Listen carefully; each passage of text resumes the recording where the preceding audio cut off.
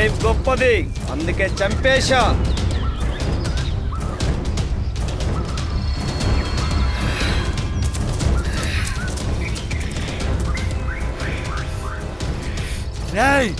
ఇప్పుడేం చేద్దాంరా?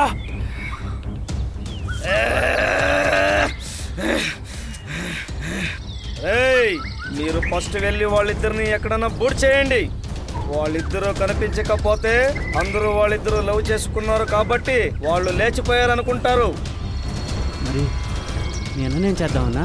ఏమీ లేదురా, ఇప్పుడు మా అన్న అకస్మాత్తుగా చనిపోతే నా మీద మా వదినికి ఖచ్చితంగా డౌట్ వస్తుంది.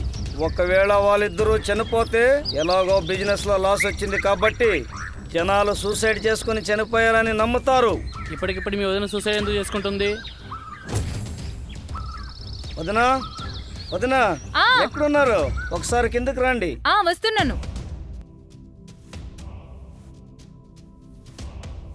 గుడికి వెళ్ళొచ్చాను, ప్రసాదం తీసుకోండి. సరే వదినా, వెళ్ళొస్తాను. నేను చేసి వచ్చాను వదినా. పర్వాలేదు వదినా, పర్వాలేదు. తిని వెళ్ళు. వదినా, అన్నయ్య లేడా? ఇంట్లో కనిపించట్లేదు. మార్నింగ్ అనగా వెళ్ళారు, భోజనానికి కూడా రాలేదు. ఈ మధ్యలో ఈయన గారికి పాపం మా వదినికి అన్నని చంపిన విషయం తెలియదు, అందుకే నాకు అన్నం పెట్టింది. నాకు అన్నం పెట్టిన వదిన రుణం ఎలా తీర్చుకోవాలనుకున్నా, అందుకే ప్రసాదంలో విషం పెట్టి చంపేశా.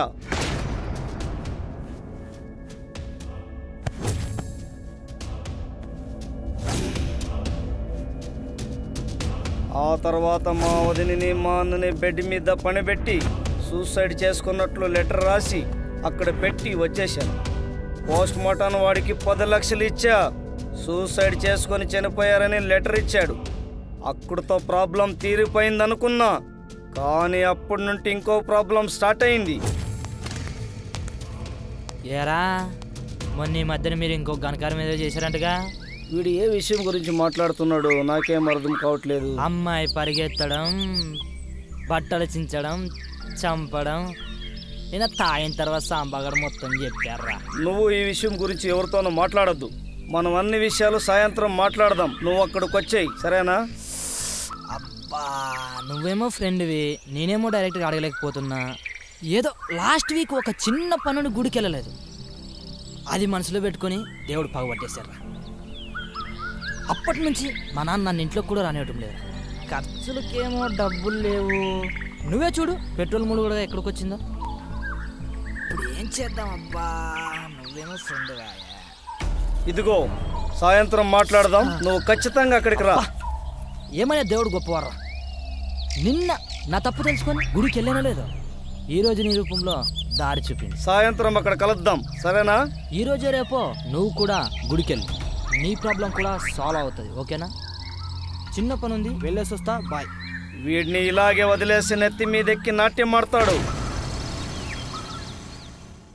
ప్రాబ్లం అని తెలిసి కూడా వీడిని ఇలాగే వదిలేయడం అంటే నీళ్ళలో మునిగాక ఎందుకు ఈత నేర్చుకోలేదని బాధపడటం లాంటిది.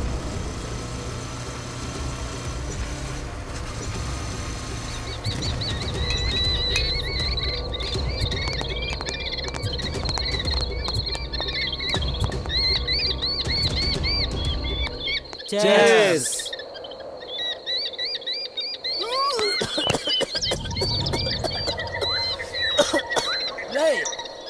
ఈ బీర్ ఏంట్రా బాబు ఇంత ఘాటుగా ఉంది? కొంపదీసి విషయంగా కలపలేదు కదా?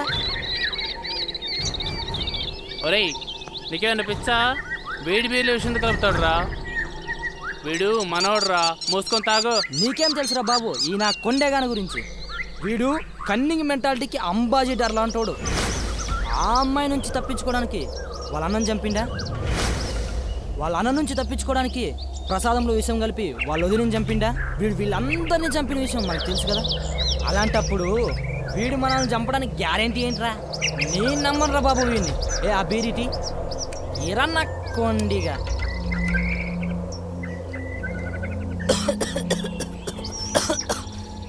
ఈ బీరుగానేంట్రా ఇంత ఘాటుగా ఉంది?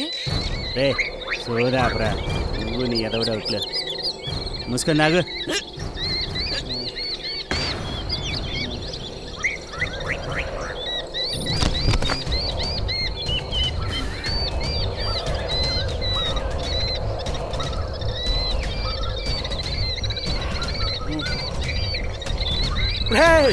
వాడు పక్క బీరుకే ఎక్కేసిండ్రా.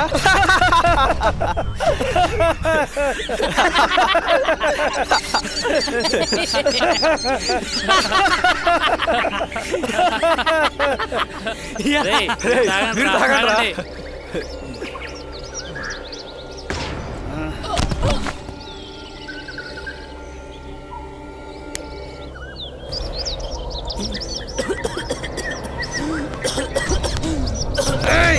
తాగు నా బెదిరిస్తారా నువ్వు? తాగు, తాగి చావు. తాగు.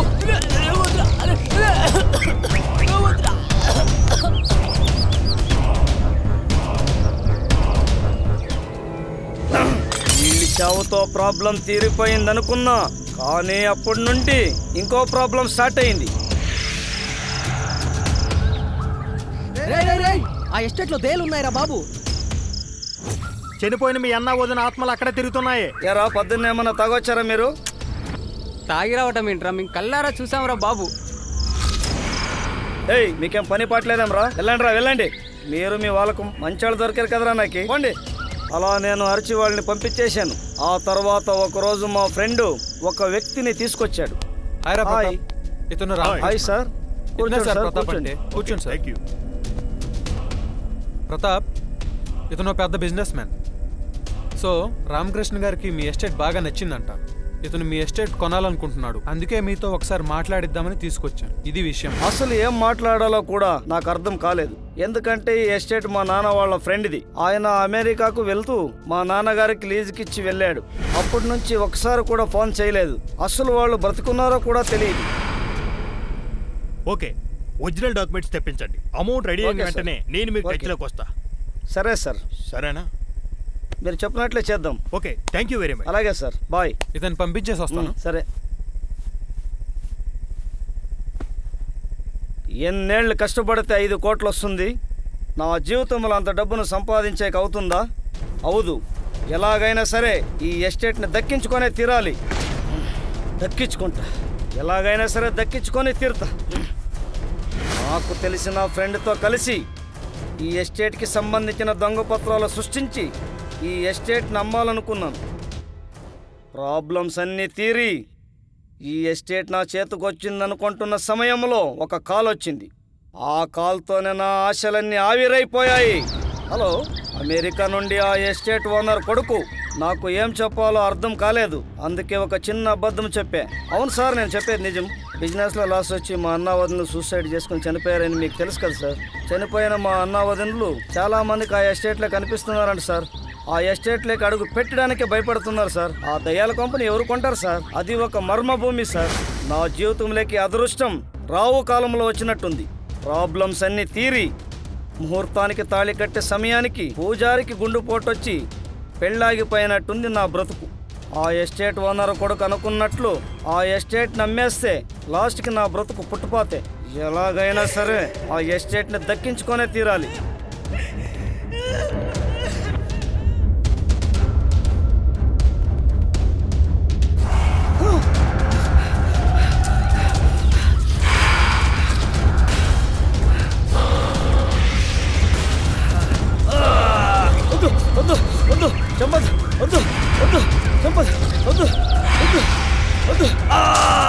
నేను ఆ ఇంటి ఓనర్కి ఏమని అబద్ధం చెప్పానో అదే నిజమైంది. ఆ అబద్ధాన్నే నిజం చేయాలనుకున్నాను. ఆ చుట్టుపక్కల ఉన్న జనాలు ఆ ఎస్టేట్లో దయ్యాలున్నాయని నమ్ముతున్నారు, కానీ భయపడట్లేదు. జనాలు ఒక్క చావికి తప్ప దేనికి భయపడరు. అందుకే ఆ హౌస్ను ఒక ఫ్యామిలీకి రెంట్కి ఇచ్చాను.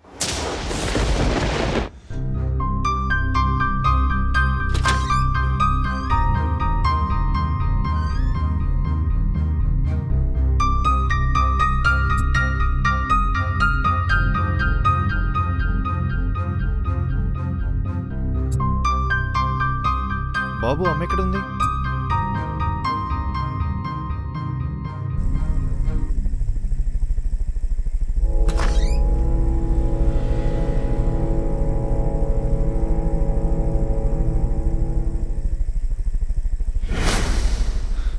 ఏమే, నన్నే మోసం చేసి ఇంట్లో దుకాణం పెడతావా?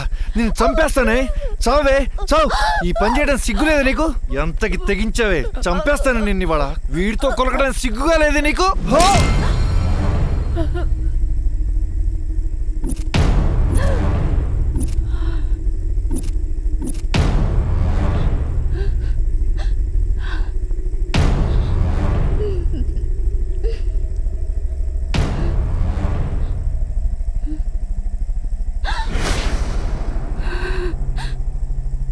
చచ్చిపోయాడు.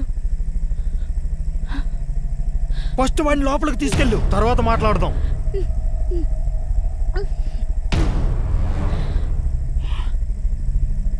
నాని వెళ్దాం పద.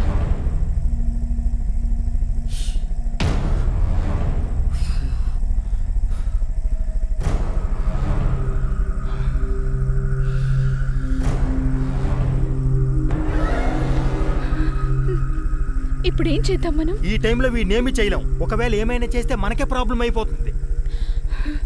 వీడిని నా ఎస్టేట్లోకి తీసుకెళ్ళి కాల్ చేసి వస్తే మన ప్రాబ్లమ్స్ అన్నీ సాల్వ్ అయిపోతాయి. సరేనా?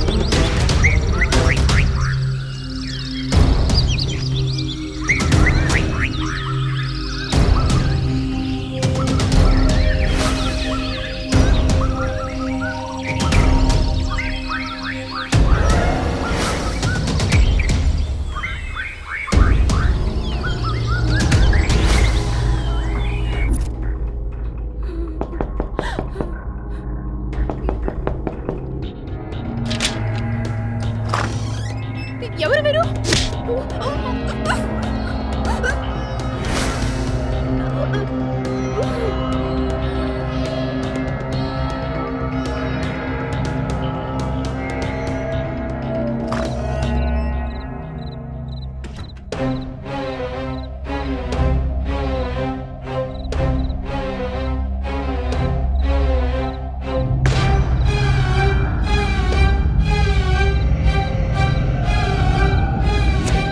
చెప్పలేదంటారా అక్కడ దయ్యాలున్నాయని? మన మాట విన్నాడా వాడు? ఖచ్చితంగా దయ్యాలు చంపిస్తుంటాయి. అవునరా, నువ్వు చెప్పేది కరెక్ట్. ఆ ఇంట్లో దయ్యాలున్నాయిరా. మొన్న నన్ను కూడా చంపాలని చూసినాయి. నేను తిన్నగా తప్పించుకొని వచ్చాను. ఆ ఇంట్లో అడుగు పెట్టడం అంటే బ్రతికి ఉండగానే శ్మశానంలోకి అడుగు పెట్టినట్టే. అప్పటి నుండి ఎస్టేట్లోకి అడుగు పెట్టినోళ్ళను పెట్టినట్లే చంపటం స్టార్ట్ చేశా.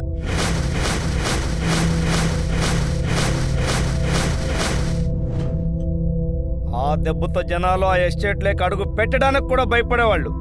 ఆ సమయంలో ఫారిన్ నుంచి ఇంటి ఓనర్ ఇక్కడికి వచ్చాడు.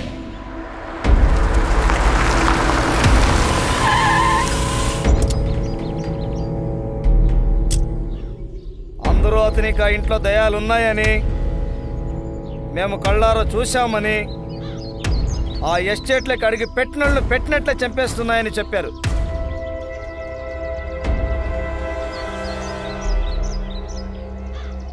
ప్రతాప్, వీళ్ళని పంపించేసే. వెళ్ళండి రా, వెళ్ళండి. మీకేం పని పాటలేదేం రా, వెళ్ళండి రా.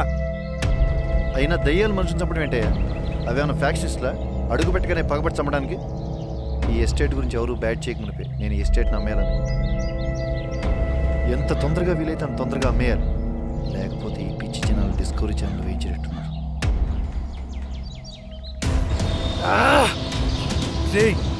10 రోజులకి అగ్రిమెంట్.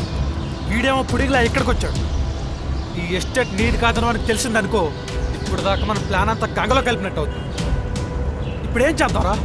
అదేరా నాకు అర్థం కావట్లేదు. అంటే వీడిని కూడా వాళ్ళలాగా వీడిని లేపేశామనుకో, మరోలా 5 సంవత్సరాలకో 10 సంవత్సరాలకో ఇంకోడు ఫోన్ చేసి ఈ ఎస్టేట్ నాదంటాడు. వీని కోసమే మనం ప్రాబ్లం క్రియేట్ చేశాం. వీడితోనే ఆ ప్రాబ్లం ఎండ్ అవ్వాలి. ఇప్పుడే కదా చూడ్డానికి వచ్చింది, కానీ ఆ ఇంటిని ఎలా అమ్మగలడో చూద్దాం.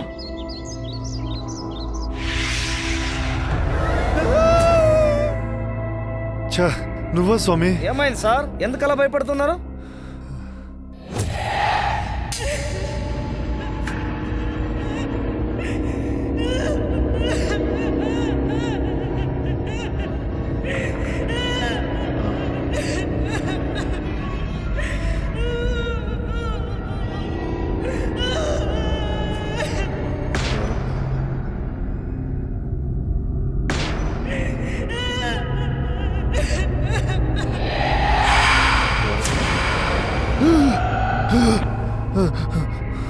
ఎందుకు సార్ అలా భయపడుతున్నారు? దయాలేమని ప్యాక్షనిస్ట్ల పగుపాటు చంపడానికి.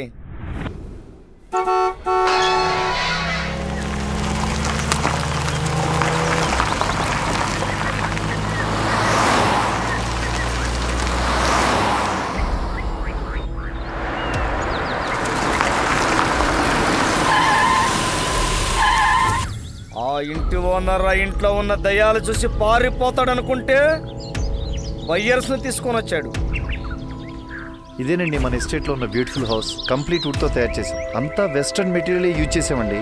రండి, మన ఎస్టేట్ ఇంకా చాలా ఉంది, చూద్దాం రండి.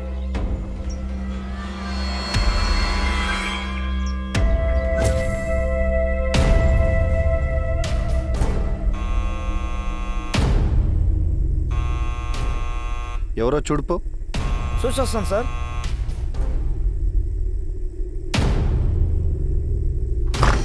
ఎవరు బాబు నువ్వు? టూలెట్ పెట్టారు కదా సార్. ఒక్క నిమిషం ఆగండి.